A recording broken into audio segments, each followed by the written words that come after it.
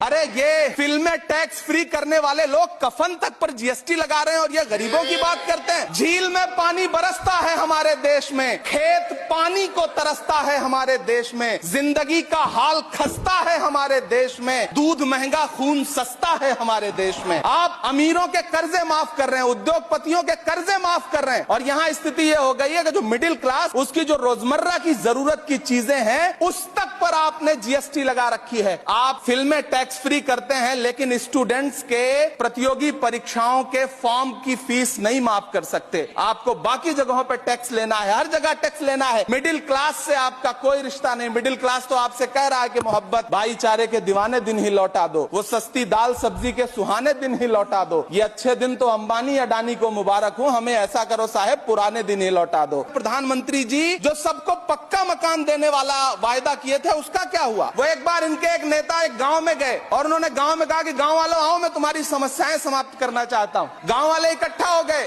नेताजी ने गांव वालों से कहा बताओ तुम्हारी 2 समस्याएं बताओ, मैं दोनों समस्याओं का यहीं पे समाधान करूंगा। तो गांव वालों ने कहा साहब हमारी पहली समस्या है कि हमारे यहाँ कोई हॉस्पिटल नहीं है। तो नेताजी ने मोबाइल निकाला, कहीं फोन मिलाया और मिला के फोन पे पता नहीं क्या कुछ कहा कि यहाँ गाँव में हॉस्पिटल नहीं है, हॉस्पिटल तुरंत यहाँ हॉस्पिटल चाहिए। गाँव वाले खुश हो गए कि 1 मिनट में यहाँ हॉस्पिटल आ रहा है। अगली समस्या के बारे में उन्होंने नेताजी ने गांव वालों से कहा कि मैंने आपकी पहली समस्या समाप्त कर दी, दूसरी समस्या बताओ। तो गांव वालों ने कहा साहब इस गांव में कोई भी मोबाइल का नेटवर्क ही नहीं है। ये है इनके काम करने का तरीका, ये है झूठ बोलने का तरीका।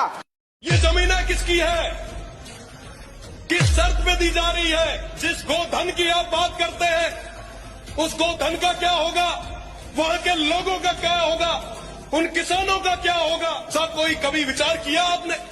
लाखों करोड़ों हेक्टेयर जमीन दे दी, आज भी देते जा रहे हैं। सब इस बदले में आपको मिला क्या? आज भी वो क्षेत्र बिजली के लिए तरस रहा है, पर अंग्रेजों के रूप में ये जो नए लोग आ रहे हैं इस तरीके से रेवड़ियां बांधना आप बंद करें।